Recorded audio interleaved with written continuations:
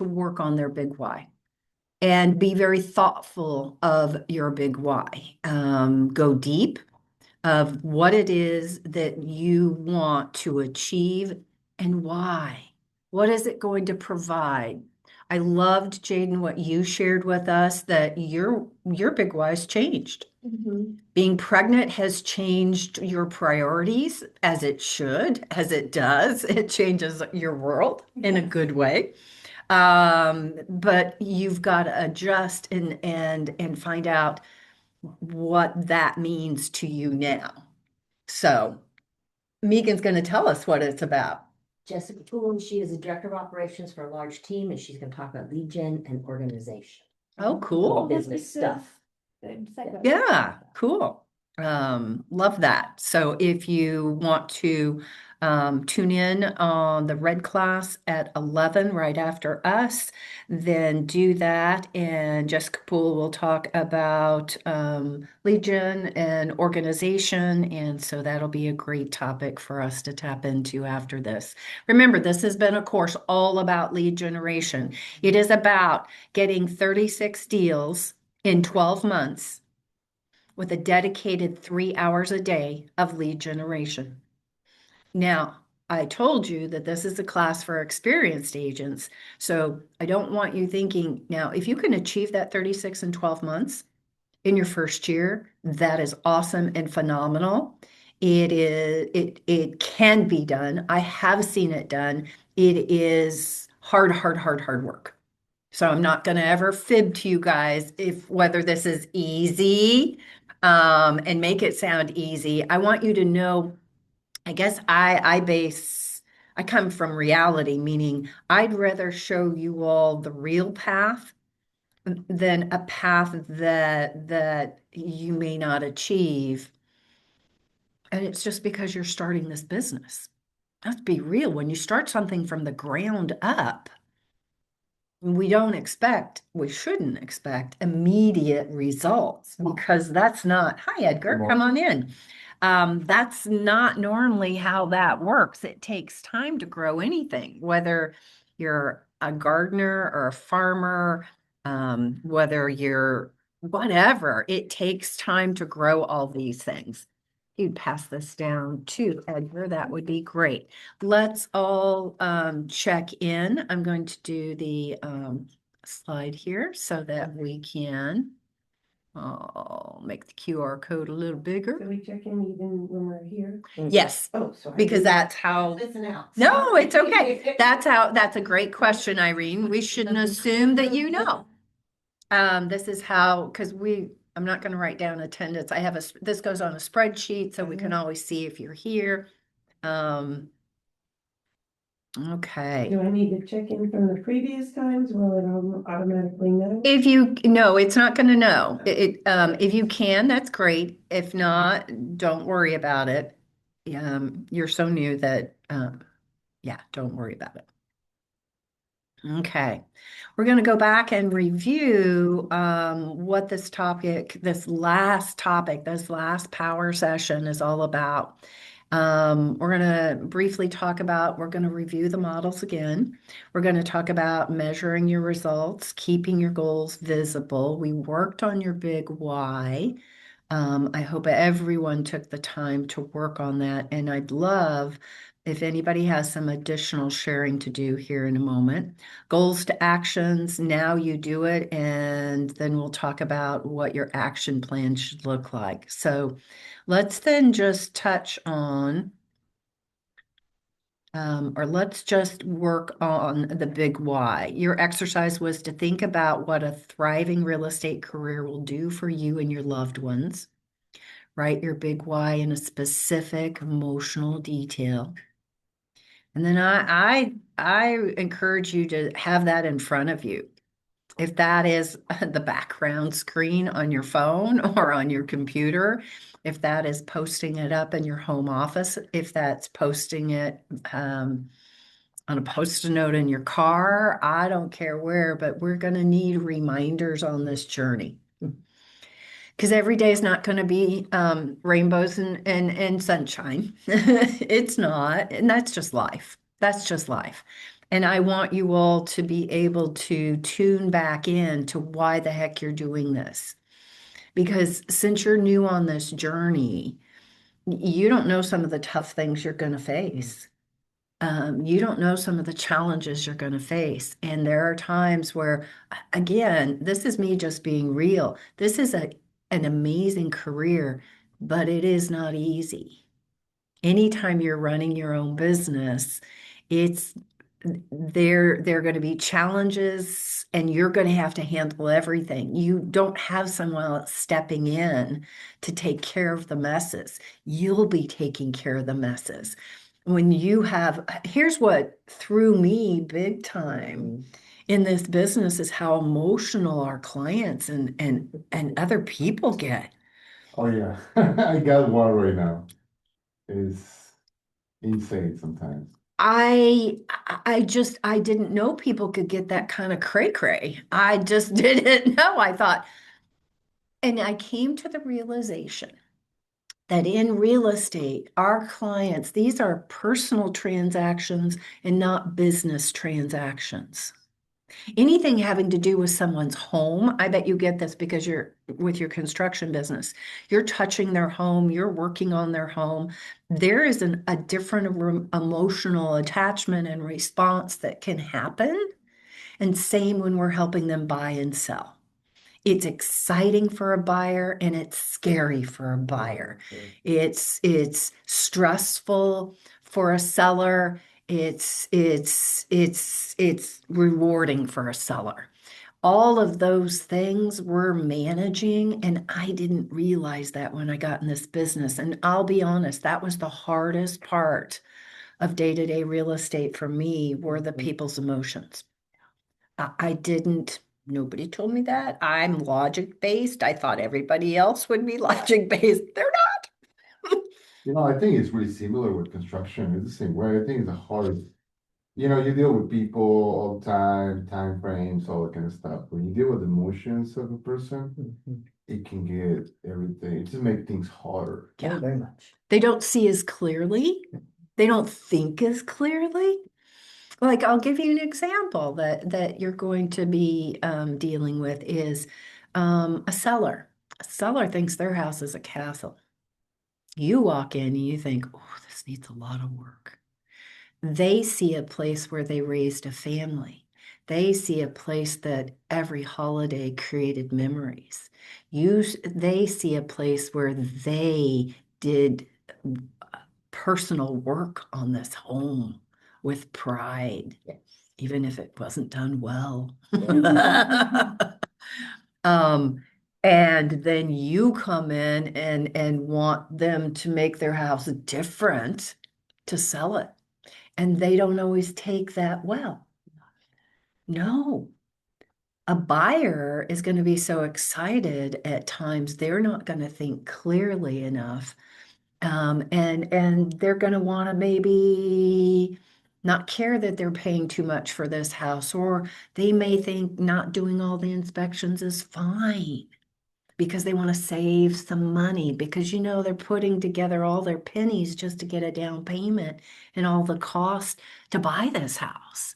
So, oh, I don't really need to do that. So those are the things that go on that make this hard. And that's why I want you thinking about why the heck am I doing this? Why is this important to me? Because it is not a job. It is not something that you're showing up to. Somebody's giving you a check and you just do the requirements. Yes, you have to do the requirements of being an agent, but you're also running a business and you're the one who has to handle everything, especially in the beginning. Because you can't afford leverage, most of you, in the beginning. And that's okay. That's how most of us start, doing it all. But that's good because then you learn all aspects of this business. And that's why, like, you're not going to get any help on transaction coordination on your contract paperwork until you close 4 deals. Because, dang it, you need to know how to do all the contract work. You need to understand the contract regardless if somebody else is doing it for you. They are not to tell you what to do and how to do it. You're actually, when you use a transaction coordinator, you're telling them what goes in the contract. They just do it very well. They're just that details people who make sure it's all put in there correctly. So they're not saying, oh, Jaden, I don't think you should make that offer.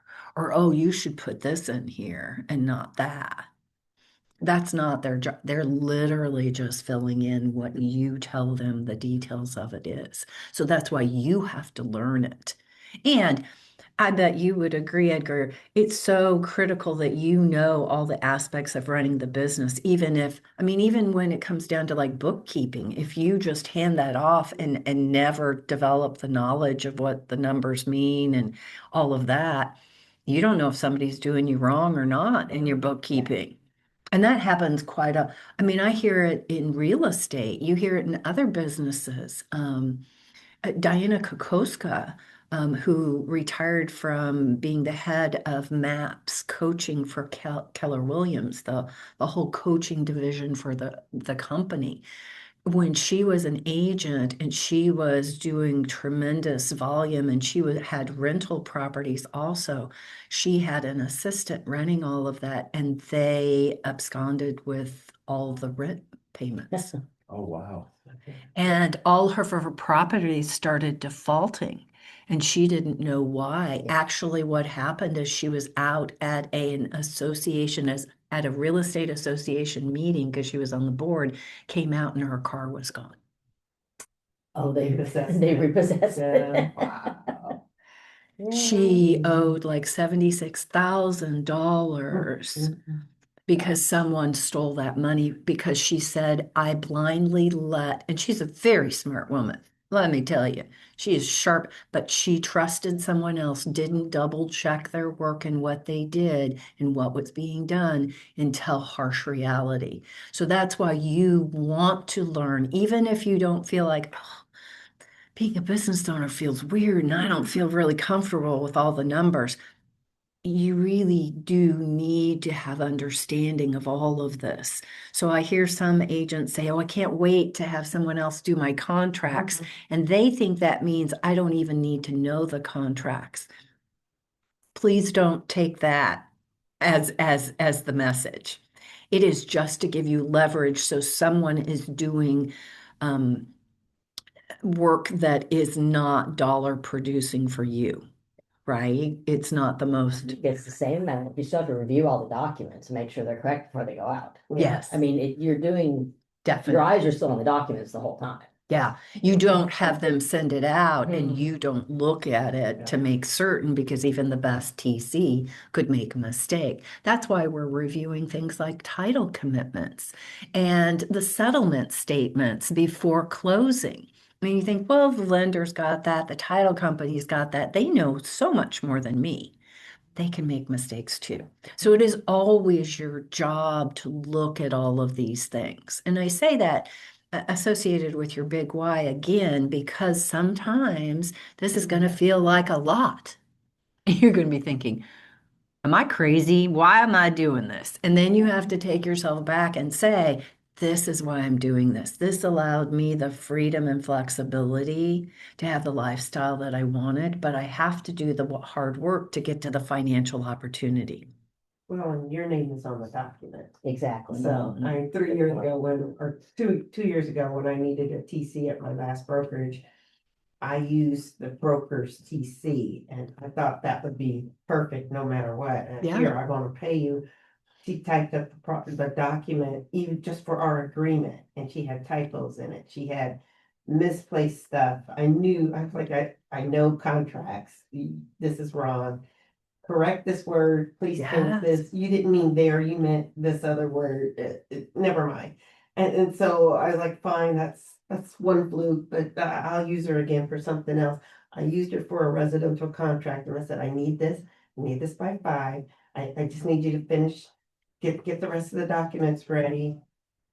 4:30, she still hadn't done anything. She still hadn't gotten any of the documents. When she did, she sent them over. They were wrong, they were incorrect, and I had to go in and do it. So if the TC's having a bad day, she's having a bad week. I guess.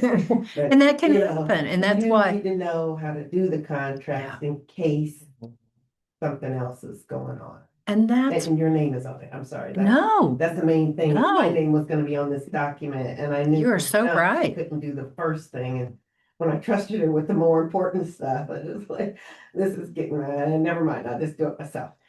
And that's why that's why we also want you practicing writing contracts.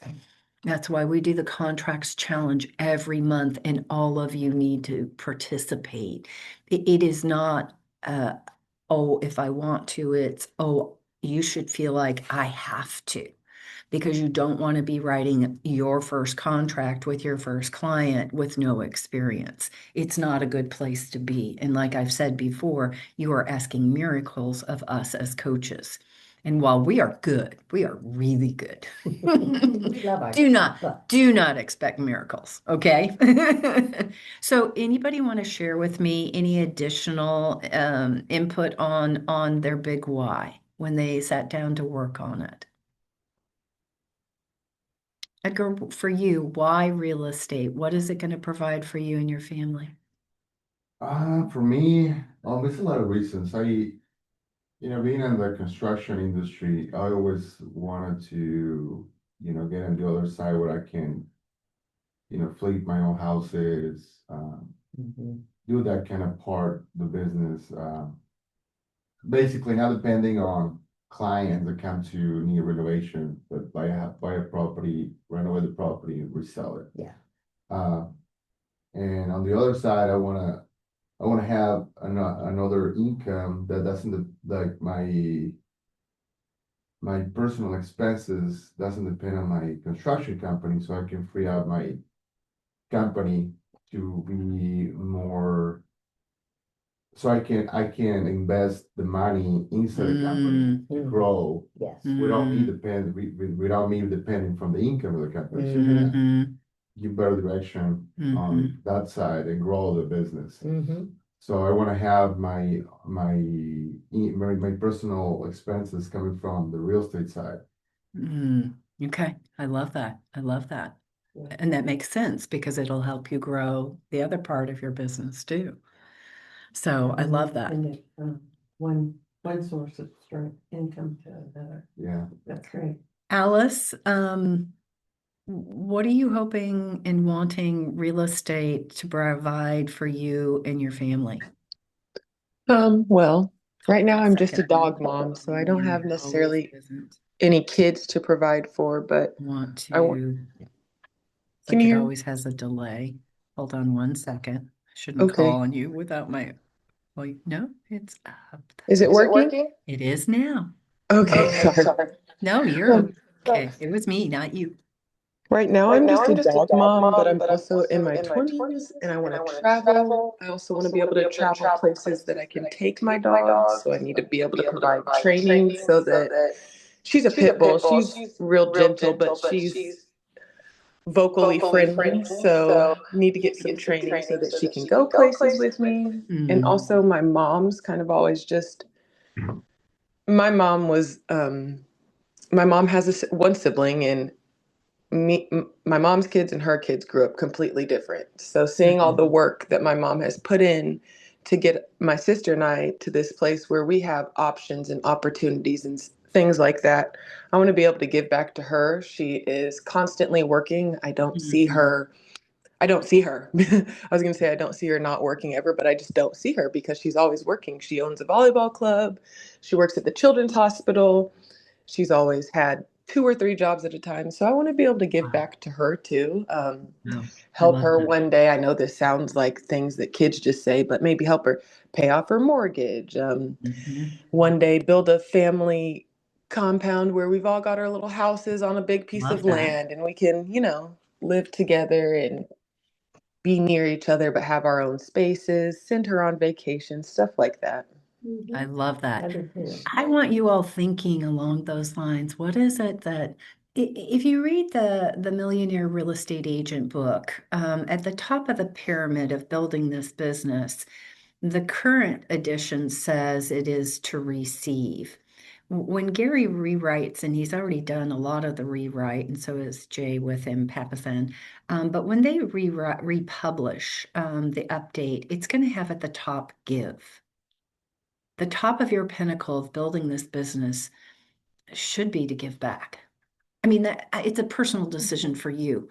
But if you grow a big business or the business that you're wanting, the size you want, because I don't want you all to think that just because our main book is titled The Millionaire Real Estate Agent Book, that we're saying to you, you all have to become millionaire agents. No, the book actually, if you look at the subtitle, it says it's not about this, about the money.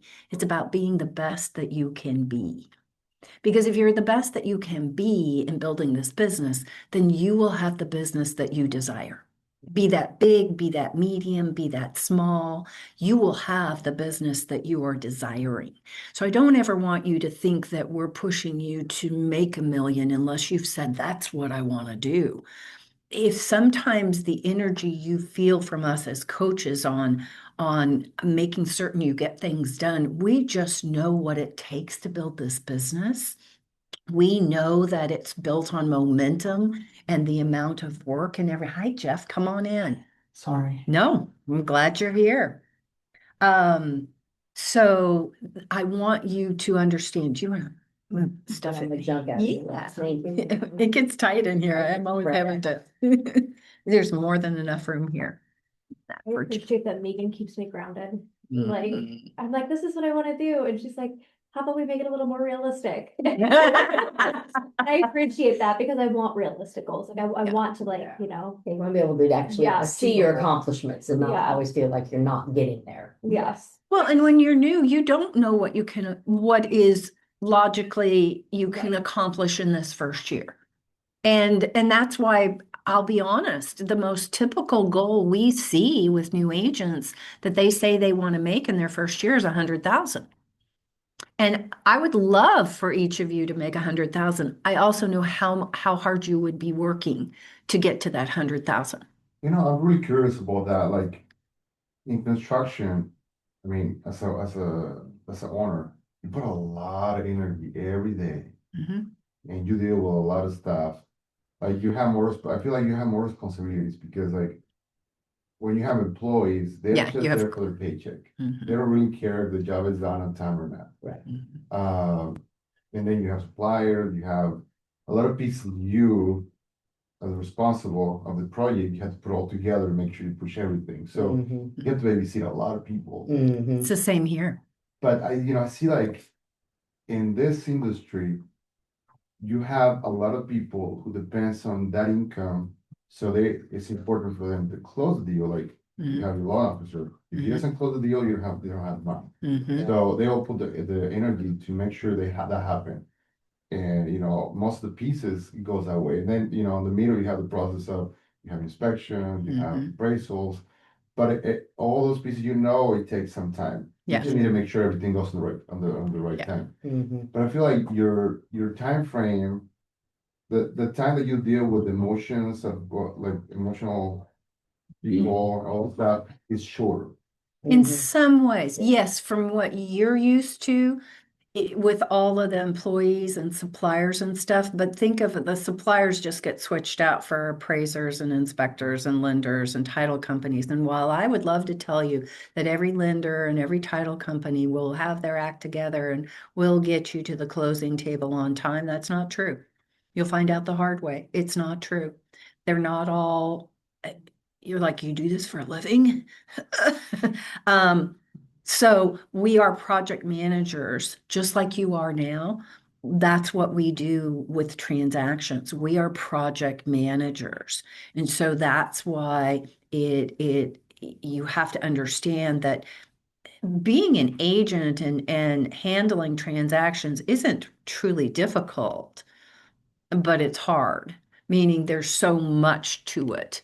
The actual process, once you learn it, it's not rocket science, but there's a lot, just like you're doing right now. So you'll see that, yes, where it can be short is once you go under contract, that 30 to 45 days, which everything has to happen. Has to happen. So you're under a time crunch that everybody has to perform, kind of like what you do now. The thing we don't know, though, is how much time is it going to take that we're working with this client before they find the house or their house goes under contract. That could be 2 weeks or 6 months. So that's where, yes, once we get something under contract, it can go fairly quickly. But how long did it take us to get there? You start with a lot of free work, basically. Yes, you do. Yes. Every day every day we take a risk because we don't know if it's going to get to the closing table. So yes, that's a perfect way to put it is you all are gamblers. And a lot of your personalities are not gambling personalities, but I'm sorry, you're in a profession in which you're gambling. Here's what we teach you is how to be a good risk manager, meaning how to start identifying red flags. Like, not every buyer and seller is worthwhile client for you unless you learn how to pre-qualify them and make certain they are motivated and capable. Are they ready, willing, and able? They can be willing and not able or ready. They can be ready, but maybe not so motivated and not so willing. You know, it's kind of then they're in it halfway. So we're going to teach you how to eliminate as many risks. That's why learning the contracts in and out so that you know not just how to fill in a blank, but you know what it means in the next paragraph if you fill that blank in incorrectly. Like if you don't understand that I'll just give you an example, the earnest money that a buyer normally puts down on a transaction or in a contract, that has to be delivered. It says in the contract, it has a default date or days of by when it needs to be delivered, not deposited. Those are two different things in the contract. And if you, as a buyer's agent, does anybody know how many days that is in the contract? And I, 3 or 5? 3. three. Yeah. That's something you need to know. And that's what you're learning. You're learning. But those are things, the reason that's important, because guess what the next paragraph says in the contract if it's not delivered in 3 days? Guess what it says? No, It's void. no. Close. That's close. The seller has the right to cancel unilaterally. So this could be your buyer's dream home. You didn't make sure that they got that earnest delivered, especially since most of them are wired now. You're depending on your client, your buyer. They don't always feel a sense of urgency. They don't, and they don't get it done in time. The listing, they got another offer come in right after they negotiated yours that looked so much better. And the earnest wasn't delivered. Oh, they can just send you in writing, sorry, we canceled this contract. And then you have to go and tell your buyer, oh, because we didn't get the earnest delivered in time. Guess who they're going to blame? They're not going to blame themselves. It's going to be you. So that's why understanding the contract at these levels is so important, so that you understand how am I going to minimize the risks. And that's why understanding that contract to close process and everything that you have to be touching and looking at to make sure you get to the closing line table. That's where this gets hard, that's where you're going to have to be thinking. And I love what it says here is your big why will be your North Star on difficult days. When your baby boy is born, it's going to be a picture of him in front of you. That's going to be your motivation. That's going to be, seriously, for me, that my kid's picture in front of me was like, yeah, this is why I do this today. Your 2 boys. Yeah, it changed your life completely. Yeah, your priorities get all topsy-turvy. turvy in a wonderful way. But that's where we're thinking about what is it that we want, because I'll never lie to you. This, again, this is an amazing industry, and there are times that it's hard. And then the market changes on you. And what you did, and you were swimming and you were thinking, this is great. And this is when I started real estate, anybody could sell a house and almost anybody could buy a house. It was easy. You didn't need a lot of skill. You didn't even need a lot of knowledge as an agent. And then 2007 and 8 happened and our world changed. And it's like when the tide goes, have you ever heard the saying, when the tide goes out, you see who has on the swim trunks and who doesn't?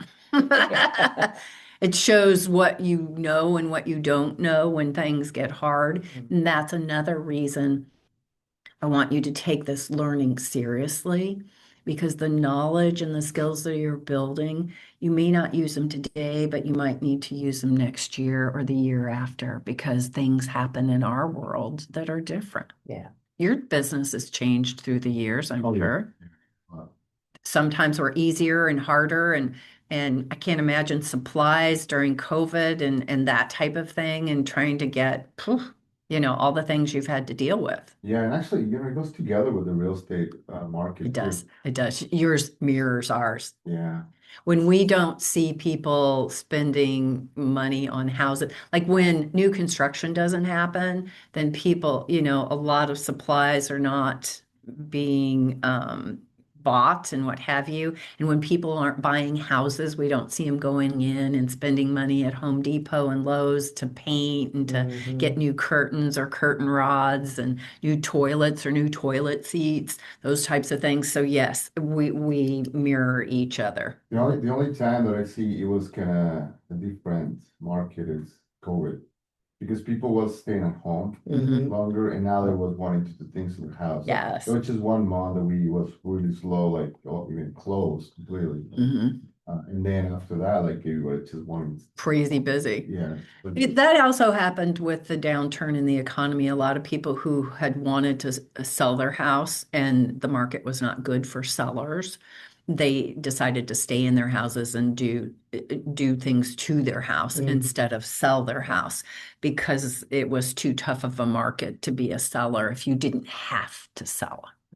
I'm curious, like, as your business went through those different phases and challenges, did you find that you were more niche, or did you like expand? Like, did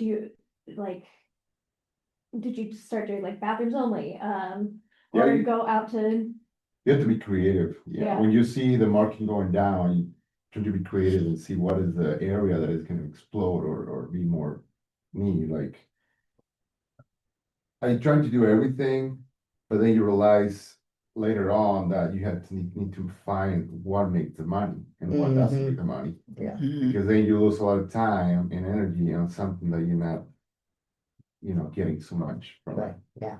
So you have to stick with, okay, this is what makes the money. I'm gonna stick here. Probably I'm not gonna have find so many clients, but just 2 clients is gonna bring me the same amount of money that is gonna bring me 5.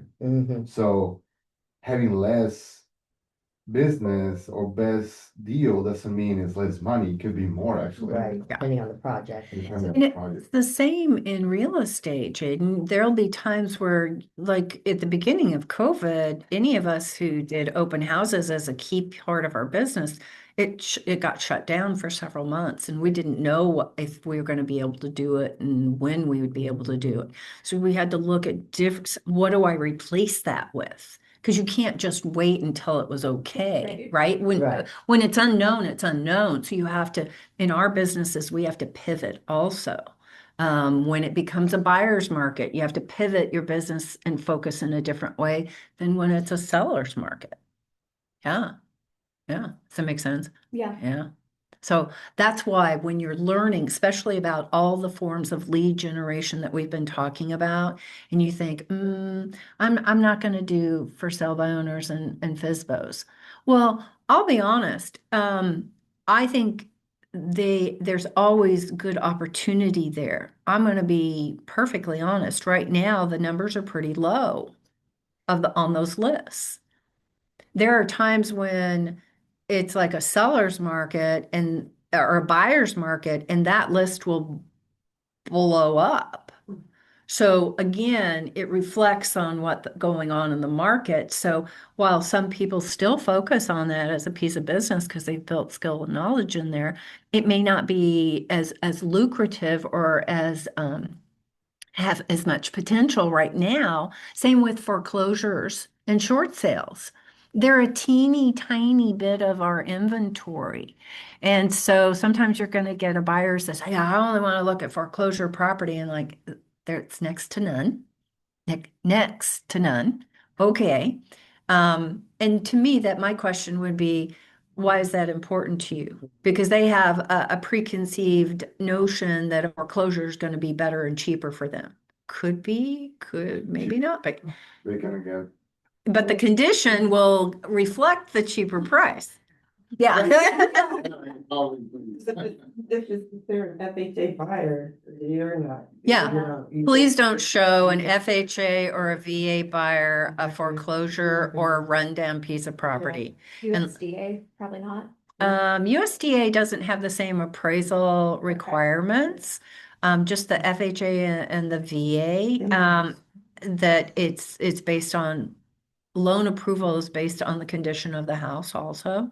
And they have criteria in which they judge that on.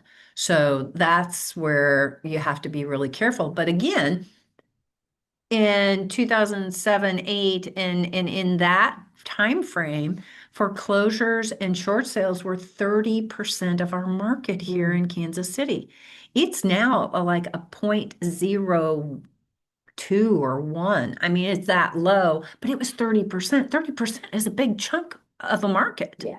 So again, learning these things that you're learning in lead generation, just know there may be times while we're going to work with you to try to help, especially based off of your KPA, what forms of lead gen really match you behaviorally the best. There may be times you're going to have to do something that's not such a match because the market is going to dictate that. So stay flexible. Kind of to your point, with Jaden's question is you got to kind of figure out what direction to go. You all will have to do the same. And I want to prepare you for that because you'll be like, you'll start to see when what you're doing isn't working, and it's usually not you. It's many times the market. Well, it can be you. Sometimes you're not. Sometimes we're not doing what we know we should do. And that again, this is what drives you. I hope this was helpful in really getting you thinking of why you want to do real estate. I know I spend a lot of time on it, but when you read the MREA, the Millionaire Real Estate Agent, or any of our Keller Williams books, you're going to see a lot about the big why. When you do your business plan, David has a tab there for the big why, and it is really to get you thinking of where do you want to be in 5 years? Where do you want to be in 5 years? Most of us don't allow ourselves to think that way. I have a hard time getting myself to think 5 years in advance, in detail. Right. So that but I should because I'm a planner. But I'm more of a short-term planner, like a year planner, than I am a 5-year planner. Does that make sense? Does anybody else fall in that boat? Because I'm like, whoo. But here's the thing I had to learn or realize is if I don't think that far, then I'm going to have that life by default and not, yeah.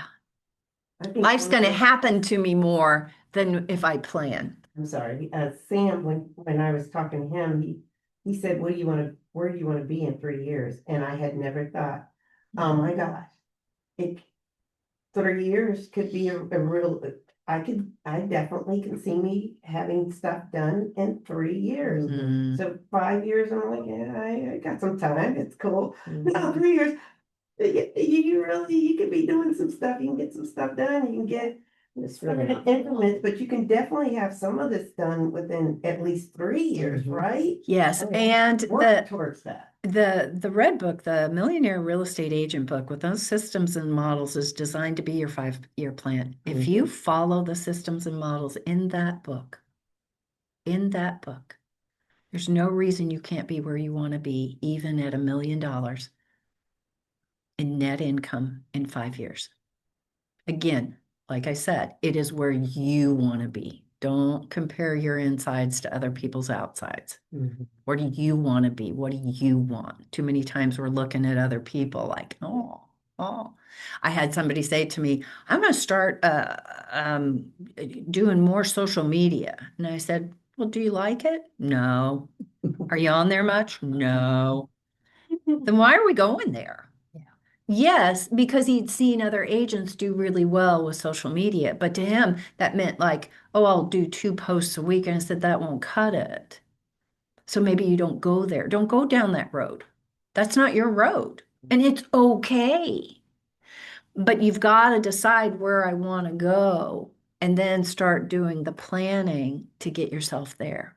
So I know that was a lot of time on Big Y, but I feel pretty passionate about spending that time with you guys on that. Let's just review the models in your business plan. How many of you all have an MREA business plan? I know Jaden, you have. And Irene, do you have ours? The one that we use. Do it as part of the exercise. Awesome. Mhm. Yeah. Jeffrey, do you have an MREA business plan? Did you go to the business planning clinic with David in October? He I did a have no class. idea. I think you did. Um, We haven't gone over it yet, but I think you were there. Okay, so Wasn't that when you kept turning the light off with your elbow accent? Oh, yeah. yeah. I remember that. Like something wrong with the lights and. So in that spreadsheet, David has tabs on these 4 models. And so it's really important that you understand how they all work in unison together. The economic is you getting your income goals. It's you determining what it is financially or transaction wise you want to achieve. Okay. And then it's breaking it down. And the other important number on that tab is how many appointments do you need per week or per month? Because remember, your goal when you're talking to people are do they need me? Do they need me now? How can we schedule time to talk further about how I could help them? Okay, that should be like your mission number 1. Then you have the Legion model, and the Legion shows the relationship between your database with the people you know and the people you don't know. In the MREA, they're called METs and haven't METs. So METs are contacts, people you know on some level. Haven't METs are strangers that you come across in day-to-day life, in your different real estate activities that you're doing, hoping to get in relationship with them so that you can help them.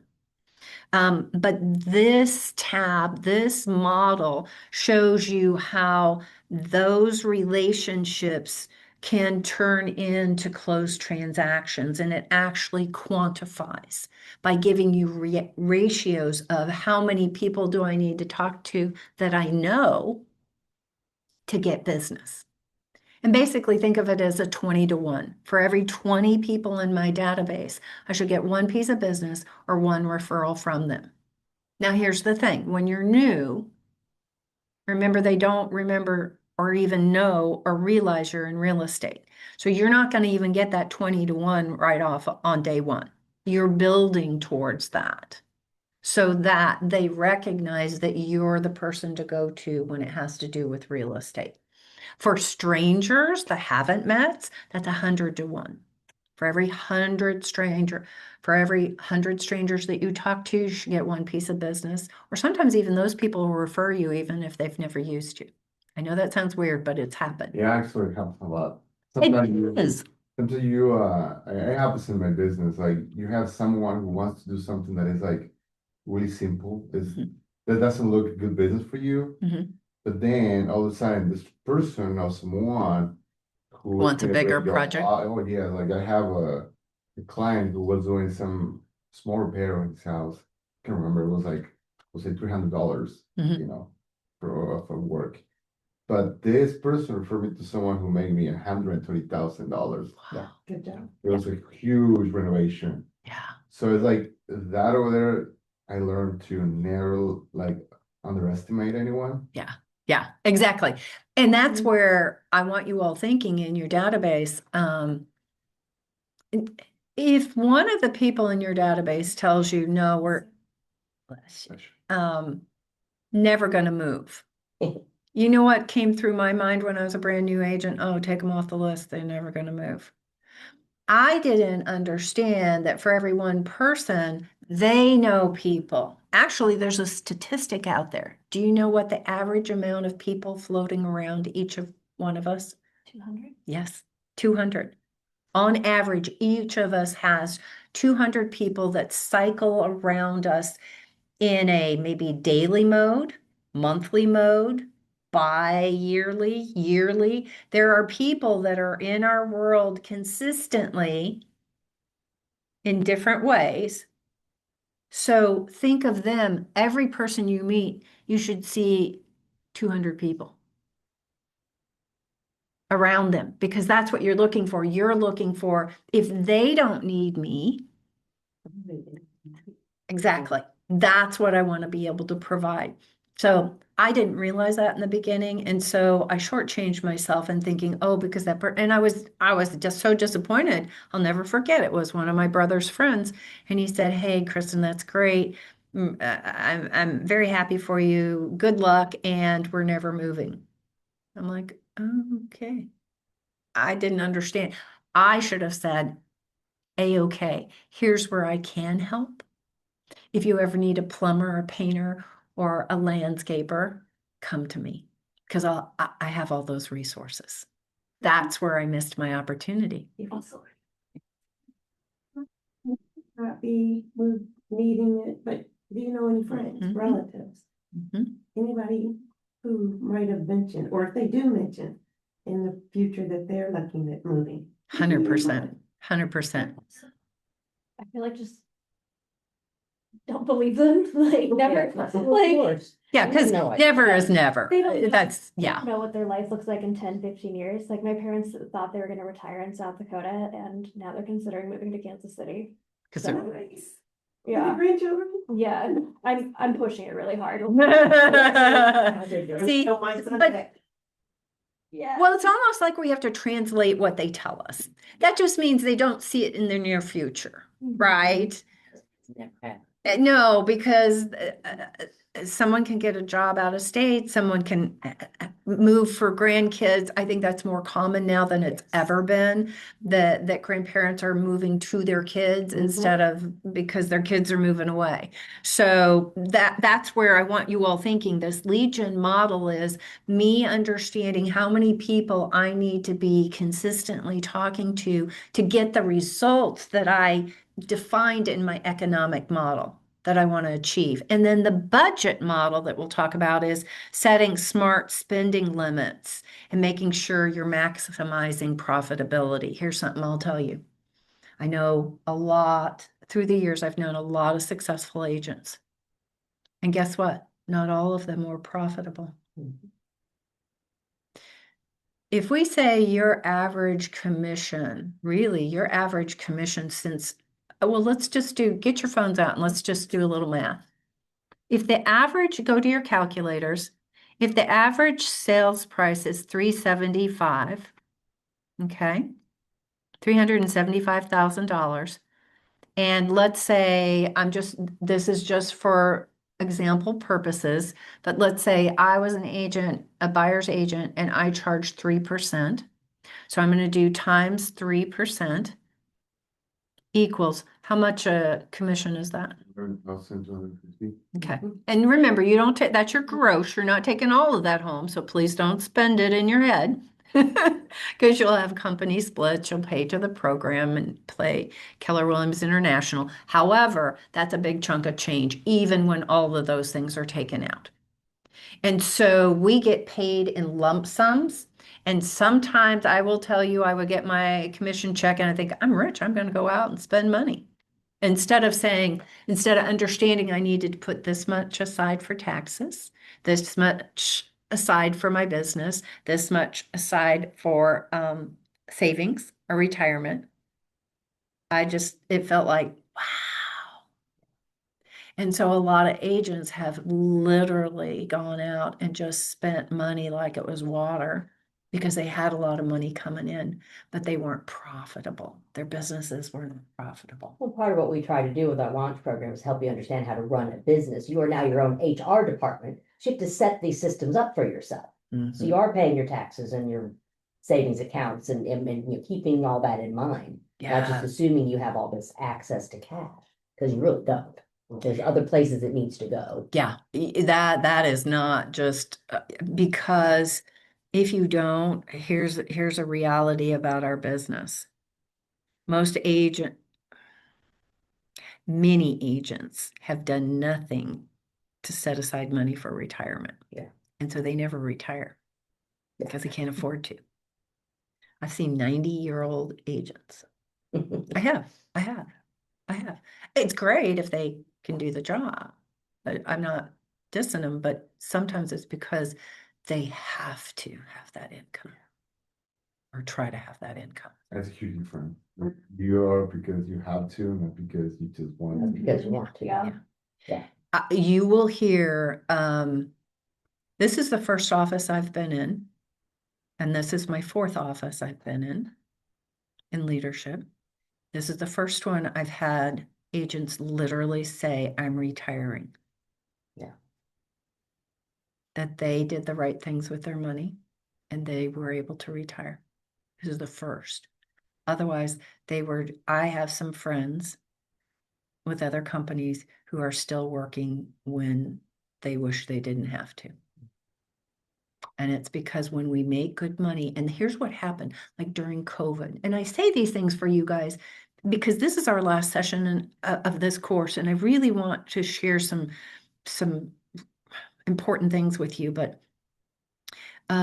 we had, I know some agents who they made really good money during the COVID unicorn years. We had like 2 years of great money.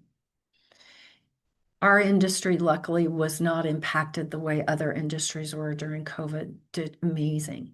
And they thought that would continue. And they spent money like it would, like they bought new cars, expensive cars. They extended themselves way too far because they thought, and then the market changed and their income changed. And they were shocked. That's because they hadn't been in the business very long to know we have to think of a rainy day and do the right things with our money so that when markets change, we're not going to be feast and famine. And if you run a business, then you're thinking those ways. If you're just out there being an agent, you're not thinking like a business owner. And thus you can get yourself in really bad trouble because even some of our most successful agents here in this office, these last year and a half have not been the same as they've had previously. They're doing okay, but they haven't had the growth that they were experiencing during those unicorn days. Does that make sense?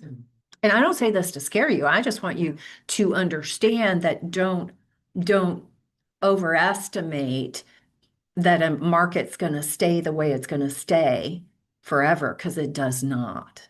Yeah. So we have to prepare for that. I got to the point, well, and also sometimes you can look like you have things going really well. Like I'll never forget the August of my second year. I had 3 deals under contract. Yes. All 3 separately went down in flames. Went down in flames. I had nothing else in the pipeline, and I had to pay bills. That was devastating. And if I had been running it more like a business, I would have been more prepared. Yeah. And I wasn't. And that hurt horribly. That was, after I fell in the ditch. And I had to drag myself back out and stop hyperventilating. I had to figure things out. And our business I can't replace business as fast as maybe some other businesses in real estate. So again, remember, you're not going to close every deal. So it's very hard as a human not to see that 11,250 and start spending it in your head. Now, there's nothing wrong with having like goals. When I close this, then maybe I can add a new computer to my business or that type of thing.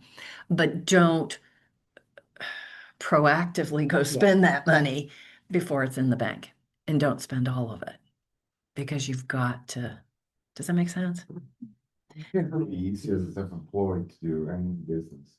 Mhm. And when you just, like, when you're an employee, you know someone's putting money at the side for Yes. you. Mhm, mhm. And You don't feel it because it's not, you don't, because you never get to touch it. You don't miss it. You all are going to miss it when you see your gross commission. You're going to feel what comes out of it. And remember, that's because you're seeing that, whereas you didn't when you were an employee and it was still happening. I think that's a good point. The last is the organization model. And you all are going to think, well, I'm not there yet.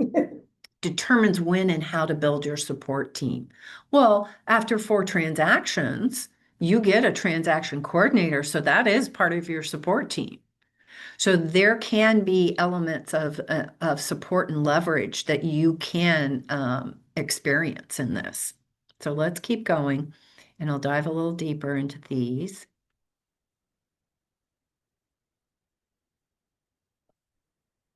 But systems are what create success.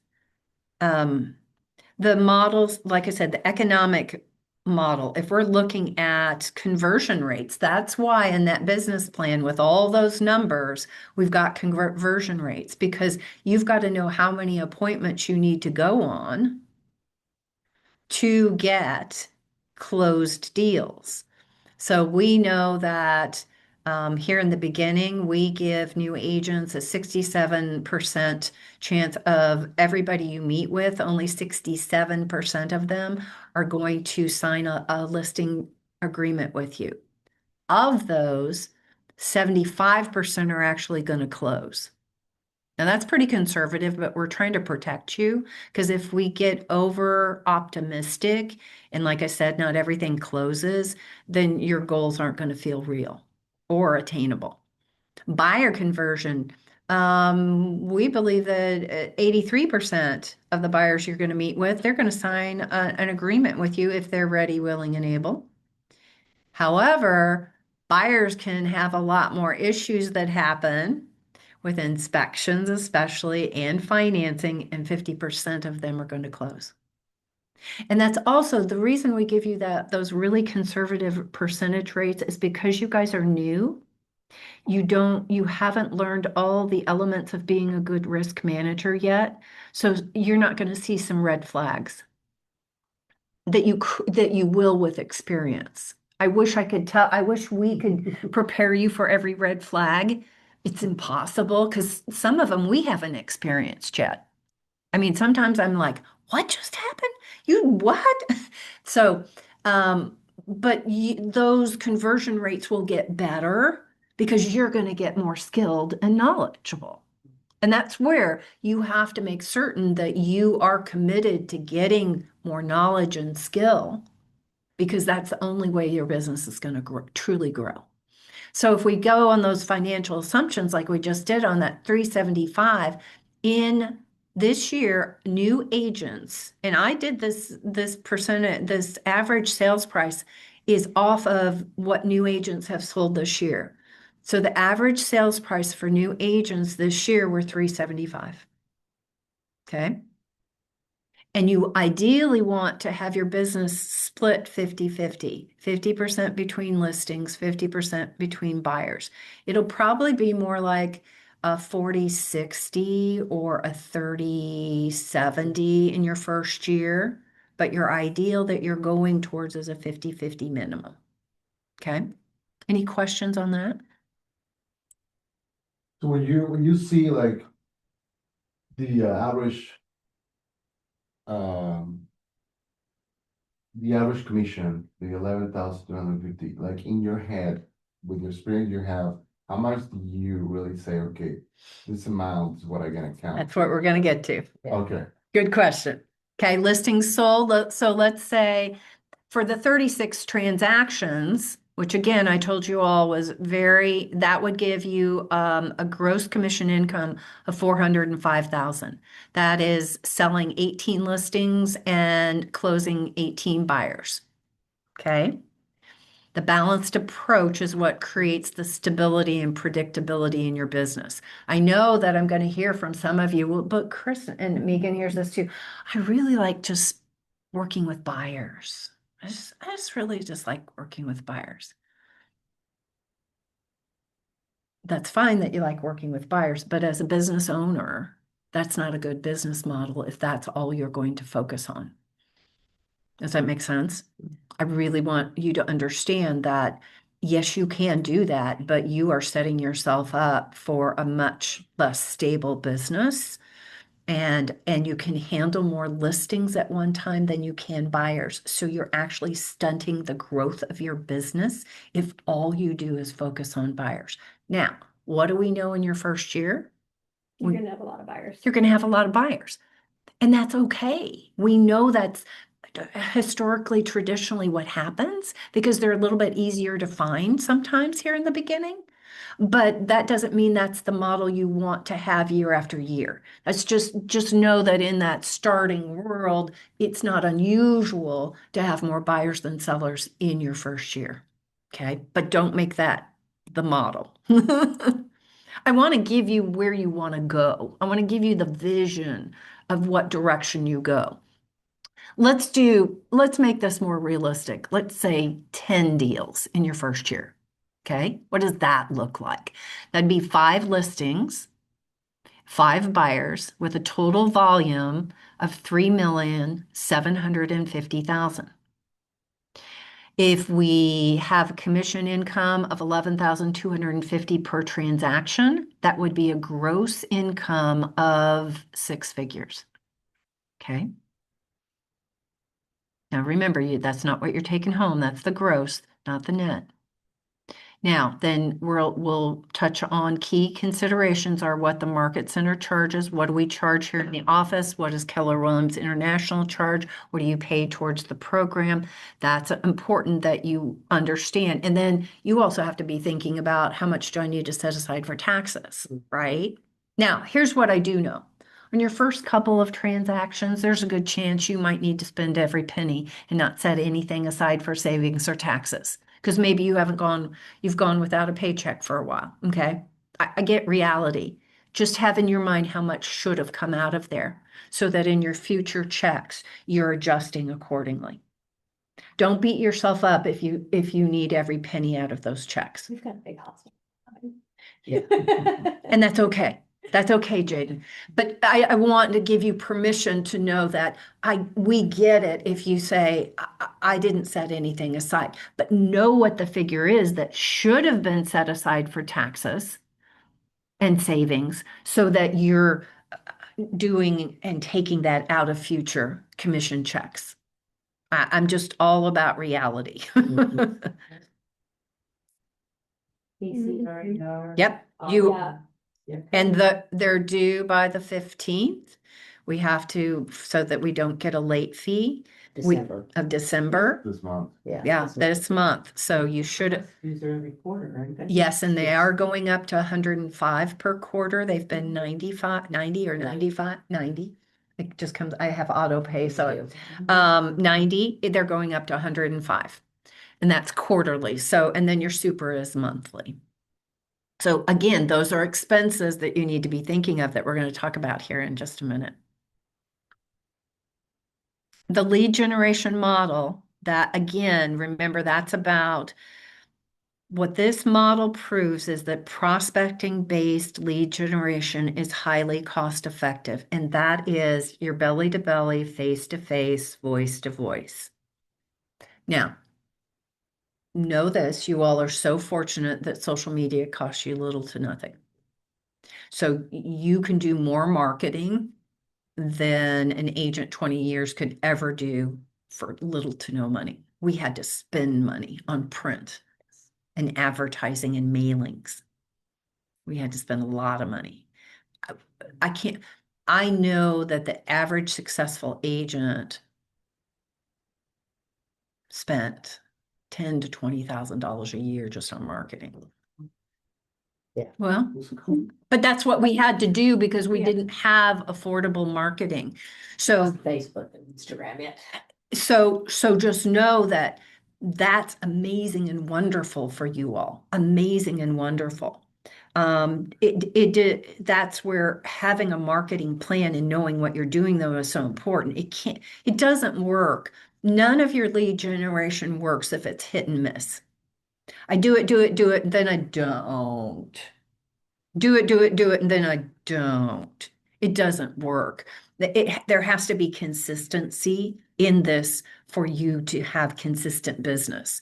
So has anybody talked to an experienced agent? They said, oh, being an agent is like being on a roller coaster.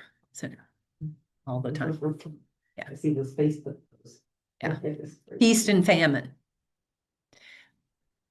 Many times we've created that in our real estate world because we haven't been business owners. We've just been agents. That truly. Now, again, different markets do change us in our business. So I'm not saying that we don't ever have fluctuation. We're like any other industry.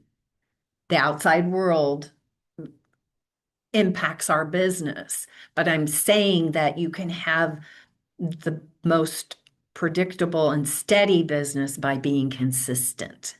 If you're not, then you're going to feel every change in the market drastically in good and bad ways. And I don't want that to be your life. I don't want you to be on the roller coaster of feast and famine. It shows how the size of your database is going to directly correlate to the size of your bank account. And if you have a super small database, then that's something that is one of your business goals to grow. Because if it's a 20 to 1 ratio for every 20 people you know, you're only going to get one piece of business and you have a small database. And does anybody remember the turnover rate in that I've shared in other classes? What percentage of people are buying and selling in a year of the population? What percentage? I know Jaden's heard it. 7, Lower, 6. lower, Over 5. 4 to 5%. 5%. Historically, it's 10 to 12. So that's another thing you need to understand. If you have a lot of people in here, the maximum is probably 10 to 12% are going to do anything. So we can't expect something from a population that you'll think I've got more than enough people. But right now we're at a 4 to 5%. So even if you have a pretty good database, then it shrank. How many of those people are actually doing something? Do you see how this all correlates? So right now, I'm going to tell you as a new person, build a big database. Now, it's going to be two big buckets. The Mets, the people you know on some level, there's some level of connection, even if it's a skinny connection, some level of connection there. And then the haven't Mets, the people you don't know that you're going to be adding to that. So I don't want you thinking that I've got to know 500 people. No, I've got to have maybe 350 people I know well, minimum. I think that's where you all need to go, minimum. And then I have another 200, 300 that I'm meeting through open houses and what have you. One of my growth coaching clients, I think I shared with you all, he got divorced. And when he got divorced, his business was split. His wife was his real estate partner. His ex-wife they were a team. And so their database didn't get split right in half. And he had to work very hard the last 2 years just to identify who was on his team. Because you don't know right? And so that's very hard. And so his goal is to build his database. And because he knows it's not big enough now, like it was. And so he's been doing open houses, and his goal is to get 2 to 3 contacts to add to his database every time. And he's now over the last 6 months, he's added 35 people to his database, but he's been very purposeful in doing that. So that's where you need to think, where can I add those people? And when you get those leads, you put them in your database. And again, the return, when you're doing relation-based lead gen, that is where you're going to get your highest ROI, your return on investment. Strangers are important, especially when you're new. You might do more business in your first year with strangers than with the people who know you because they know you're new. So while they love you and wish the best for you, they might want to see how you do first before they start referring you or they start using you. But after that, it can accelerate. It's like a tipping point. For me, it was the minute I had to work with strangers, my first 6 months, 6 to 8 months. And then I got my first person from my former work, and that was the tipping point. And soon after that, then I got someone from my daughter's school. That was my tipping point. And after that, they saw me working with people that I knew. And then it's like they all are like, oh, she is a real agent. It's like it comes real. So that tipping point, you're looking for that tipping point of getting to where they think, Jaden, you're the agent. That's where you're going. This transforms how you view every conversation and connection because each one is a potential to your future. Now, don't breathe, don't have commission breath. That is not healthy, and it shows. Come from contribution and ask how you can help people. That's how you'll build the business. But if you're breathing on them hard and heavy, it's probably going to be a turnoff for most of them, as it would be probably for you. Again, this would be your ideal that you want to go to. You want to get 75% of your business from the people you know and 25% from new. That's not what it'll look like in your first year. It may be 50-50. It may be maybe only 40% of your database. So know that again, sometimes where you start in your first year, I don't want you to think that's the numbers you should stick with. You want to go here. You want to get up even past 75%. That would be lovely. Many of our agents are at 95% of their business comes from people they know or people they refer to them. Yeah.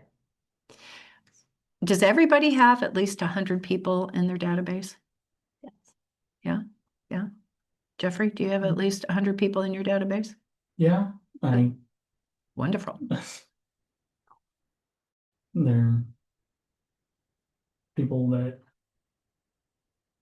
may or may not be still alive, but Well, we need to find out about that Yeah. part. But that's okay. That's part of the database in the beginning. Search obituaries. Yeah. Well, here's the thing. because I have a lot of people from my Church. church. Yeah, and yeah. Church is mostly old people. Yeah, no, I get it. I get it. But that's the reality. We all have people in here that are no longer either here in Kansas City or what have you that we don't even want to do business with. So you do need to go through and work it to find out who makes a real database. But that's a start. I mean, so you need to go and find out who's I still. like so many people have the database until like I downloaded to the system. Yes. I was like, oh my God, it's a lot of phones, like phone numbers. It was 1,500. Yes. Okay. Yeah. 15, and I still have like all the database that I have on my system for all my Jobs. business that I have done. And it's like, well, I need to go back and clean, make sure all of them Mm-hmm. that is not business related, put them out Yep. and really have the real number. But I mean, it is a lot of. It's a starting point. We all start with a messy database. We all do. That's one of your priorities is working through that. And one of the best ways to do it is letting them know, hey, I did something crazy. I'm in real estate now. Right? That's the best way to find out. And that's where I have in command in Smart Plans, I have announcement strategy smart plans for you in there. I have an 8x8. And so you can use those things to get people knowing to start getting that mindset so that you can be top of mind with them. That's so important. That's your goal. That's what you should be working on. That's critical. Yeah, and here's where we talk about the 20-to-1 on the business ratios and the 100-to-1. So 75% of business coming from your people you know, 25%, those are golden numbers. And this tells you how many people you need in your database. So 540 and then 900. And those are to get to big numbers like 36 transactions. So that's why we say in that business plan, we tell you how big the minimum size of your. So for a new agent, if we do 10 transactions, then 5 from Mets, 5 from haven't Mets, if we do 50-50, conversion rate of 5%, you need a database minimum of 100 people that you know. And then in haven't Mets, 2% conversion rate, you need 250. So you need a database, a minimum of 350. And remember, those 100 people may not, if the Mets may not do business with you right away. And that doesn't mean you don't market to them. You're marketing it so you can have that moment where that turning, that pivot that I was talking about, that tipping point. New agents need to work harder on lead generation to compensate for lower conversion rates. Because again, you're not as skilled yet. You will be. As you build experience and credibility, of course, your conversion rates will improve. Early on, focus on volume and consistent relationship building. The 3 hours of daily lead gen is even more critical when you're starting out. So don't cheat yourself of that time. And remember, that can be in so many different activities. So when we talk about the lead gen model, this is where that aggressive, bless you, consistent lead gen is the only path to building your database. And then you need that smart, systematic marketing to go hand in hand with your lead generation. Paid marketing isn't about direct ROI. It's a technique to funnel new people into your Mets. You know, there's a lot of different things you can do. Does anybody follow Kyle Talbot in our office? Okay. And you know he's an agent in our office, uses social media at a very high level. If you notice on his Instagram, he's been giving different activities in Kansas City, and then he says, ask for it. If you want, yeah, he's awesome. He's so good. I started following him before I even got into any of this. Well, a lot of It was people like did. a Coincidence. It's Yeah. so good. Like his content is so good. He is the master of it. I love it. And he's learned everything he's learned from Keller Williams and other agents doing this. But what he's changed, though, instead of just saying what's going on in Kansas City, he gives the headlines and he says, if you want details about these, message whatever the comment is. He's doing that so he builds his database. You can do the same thing. You can do the same thing with guides, with information, those types of things. Provide that for people. If you're looking for first-time home buyers, then have a first-time home buyer one-pager guide or something. With AI, it's so easy to create those things, and with Canva and all of that, you can have something, a giveaway to them that costs you nothing but the time it takes to create it. Top 10 things to do to your home over the winter. Boom, top 5 things to do. Boom. I would keep, if I were you, because of your construction company, I would keep a lot of my messaging about how to improve your home and maintain your home. Like, did everybody, okay, this is today, well, it should have been a couple days ago, but all of you should have posted about people disconnecting their hoses from their outside faucets.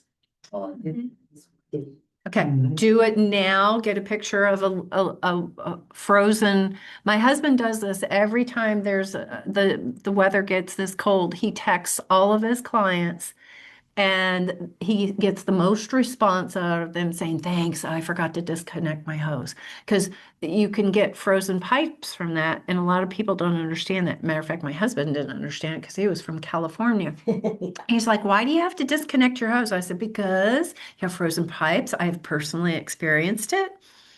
Because sometimes in February we get a 60-degree day, and my ex-husband decided to wash the car in the driveway, and didn't disconnect the hose. And then come spring, I heard the water running. I'm like, gosh, it sounds really loud in the garage.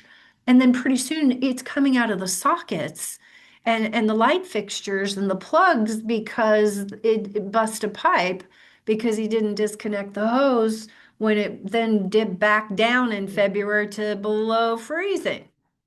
Now that was a bad surprise, but it's a great way to give value and information that people are going to pay attention to and appreciate. Again, social media, if you can use it and use it effectively and do it, budget, understanding your costs, the cost of sales.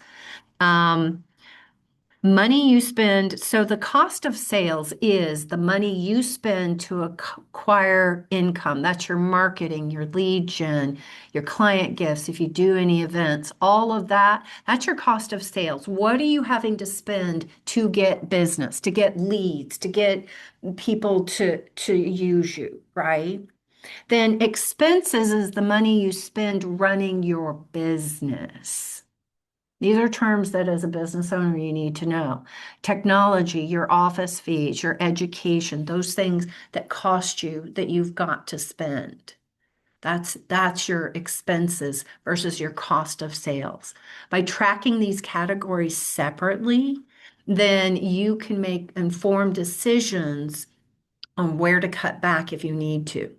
So I'll give you an example. If you find that what you're spending money on to get clients, who knows what you're spending money on, but you're spending money on it and it's not getting you any return, then you're going to look at, is that a good way for me to spend my time and money? Now, most of you in the beginning, it's more about your time than it is your money. And that's okay, because you know what? This is the beautiful thing about real estate. You don't need a lot of money to get this off the ground. You need a lot of effort. Got to do that, but you don't have to have the other. Okay? And just another caveat to the business, the costs and the expenses, all of those are deductions on your taxes. Yes. So you want to keep track of everything. Yeah. Because you're gonna need all that come tax time. So remember this, that a percentage of every commission check is going to pay your maximum of 18K to the office in a 12-month period. A smaller percentage is coming out of every commission check to pay the Keller Williams International Royalty franchise fee. Okay. And then if your average sales price is $375, to get to cap, does everybody know what capping means? That means getting to 100% commission. That's selling right around 2.2 million in sales volume. Will get you to 100% commission. Capping isn't just about maximizing your income. It's proof that you've built a sustainable, high profitable business. So that's showing, and it'll mean more to you as you get through your first year. You're just trying to survive your first year. And if you cap, awesome, amazing. It's when you get into your second year and then you get really conscious of that capping. How fast can I get to the 100% so that the rest of the months of my 12-month window, I get to take home 100% of my pay? That's what you'll start. There are agents here who cap in 1 month. 1 month. Yeah. Well, with the average sales price at 375, it doesn't take you that long to get there. It really doesn't. And that's, Transactions. yeah. That's why I put the 10 is very doable. When we look at where we should be spending our money, occupancy, you shouldn't be paying for an office space unless it makes sense. Like Edgar has an office space, but he's also can use it for his construction business. So it's beautiful. It keeps him here and it gives him that element. He's able to do that. Most of you, it doesn't make sense for you to do that. Don't do that until you get to a point where it makes economic sense. And can I tell you this? I'll tell you a little secret. Most agents who get offices, Never use them. they never use them and then they say, well, why do I have an office? And then they stop. Then they're like, I don't want to have an office. So they think it's like, it sounds good and it looks good. But most of them realize they're hardly in their office. So while I'm not discouraging that being a goal, but it may not be what you think it is. Some people, though, like me, when I was an agent, I had to be in the office every day because of the distractions at home. So it was best for me. So again, it can be the right environment for you, but a lot of people think it sounds great and then they realize, oh. But here, just kind of give you an idea, if we're looking at costs, and this is the maximum at $1,800 is marketing and technology, your phone, supplies, education, equipment, auto and insurance. Remember all of these things. That's a total expenses of almost 7,000. That's about 6% of your gross commission income. As you get more experienced, you will spend more on putting back into your business, in your marketing. You'll spend more to do client events and that type of thing, and that type of things. So this is very reasonable for your first year to think about. I'm going to spend about $6,000 to $7,000 on my expenses. Okay. Need to wrap us up because the class is about to start. Oh, I've got to look at it. We're at. I only have one more slide. Oh, no. What did you just do?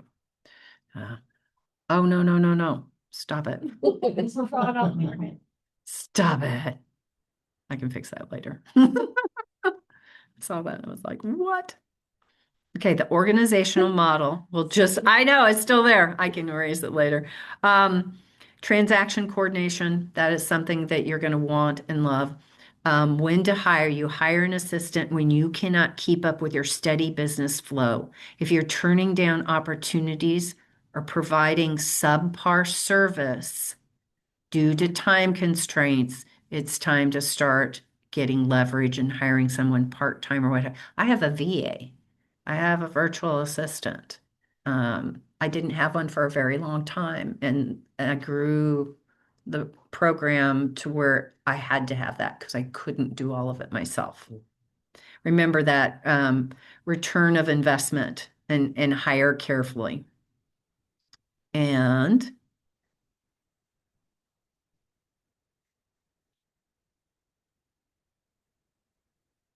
let's go down to, and in your booklets, it's got more information about all of this. Your key accountability tool to be a business person, that's your launch activity tracker that you're to do every Monday by Monday. So that you're reporting your numbers not only to us as coaches. If you don't have a coach, just use any of our names. I don't care.